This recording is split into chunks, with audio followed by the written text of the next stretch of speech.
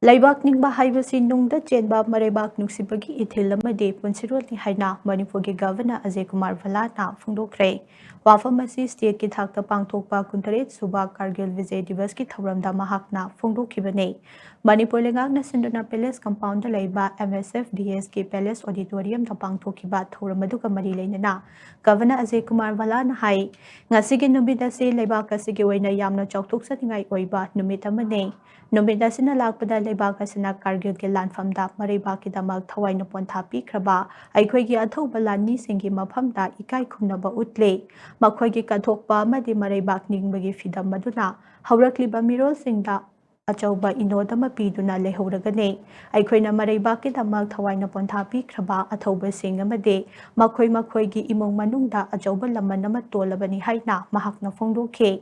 Mahakna makatana hai Manipur gi miyapna Mareibak ningbagi liklam asida singthaningai oiba mafamamak kanduna laibak asige ikai khumnaningai oiraba servicing Army, Navy, Air Force, Assam Rifles amade Central Paramilitary Force da serve tawduna laibak asingak senbada achauba mafamama kalle makoina force sing asida piriba thodang asi changdamningai leite kumja lisingani nifutaret fawbada India se chawkhatpa laibak ama oinaba changsiliba khongchad asida laibak asige citizen khudingmakna chongthoraktuna iraibak asige damak thabak tawba amadi ngak senba mathau tai haina mahakna makhata khi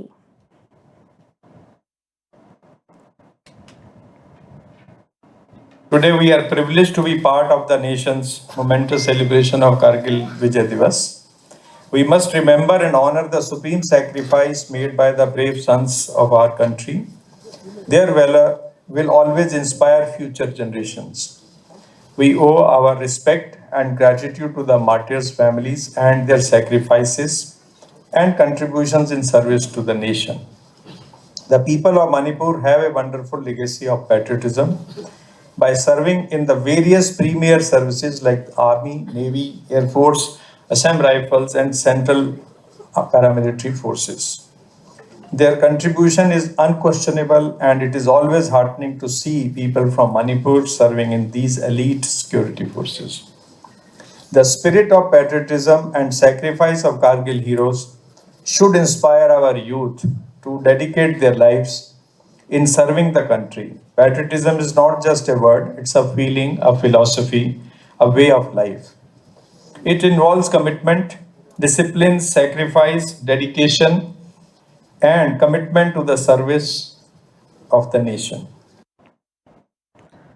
Thawramaduga mari leidana Chief Minister Yumnam Khemchana hai kumcha lising amaga chamapal marifutara mapal ge Kargil lanfam aduda laibak asige apunmagi saktap ngak senaba honabada thawai na pontha pikraba athauba lanmi sing adugi mafamda ikai khumnaba utle lanfam aduda laibak asige lanmi chamanga kuntaretna Mareibak ki damak thawai na pontha pikhibane maduda pikraba iramdam Manipur asidagi lanmi mangana Mareibak ki damak kathokhe India ki maringjal laibak kathokpada ninghanadaba lanmi sing aduna iraibak asige apunbagi saktam ase kanba ngamkhibane Kargil Vijay Diwas asige ningsing thawram asina ima laibak ki damak aikhoi amat oina lepinaba athauba singna kathokhiba adu lemna mangdanaba amadi yeknaba singdagi aikhoi mikup nahum singna leiba tangai fade haiba ase khangminase aikhoi khudimakna iramdam ase hena mapangda leiba chawkhatpa amadi amata oiba lamdam ama oina bahonabada punna thodang lominasi haina mahakna makhata khe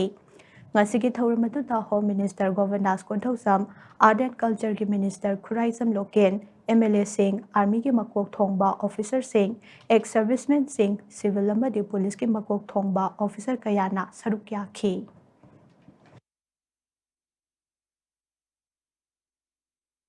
Mareibak Nungsiba, Makoy Hanbalik Tava Tona Adu Hananasigi, Pamasida, Kai Kundu Cheri, Kargil Vijay Diwaski, Palan Torum Asina, Atobasing Amadi Makoy, Imumanuma, Katokiba, Sing Adu, Nixingali, Masda Baraki, Santi Amadi, Upon the Saktam, Kaidana, Tawai, one Tawi Rosing Dugi, Mapamda, and Nasi, Tagatpa Madi, Sarajali, Bijari, Numit Asigi Nixing Palan Asina, Mareibak Tamata. Aikoina amatoin leminaba atoba singna kathongnaba sing adu lemna mangdanaba amadi yeknaba singdagi mikup nahum singna leiba tangai fadi haina thamjaningi aikoi khudimagna Leibak asibu hena kanba ama toiba chakutba lamdam ama oinaba honabada thawlang longmina si haina appeal tawjari amadi Bharat ki lami singi thawna katopang gambagi wakhalon kaya adu bai khoi ngasi gi mirol na amadi tungi mirol na madu ningsing dana leiragani haiba wapam du thamjar kanda ngasi gi palan gi thawrum sigi nunggi oi wakhalon adudi puna khangina ba amadi apun ba saktam ngakpa amadi akan ba pangan leba Bharat nama sem na bagi namak ai koi pudim bak thawlang lamina si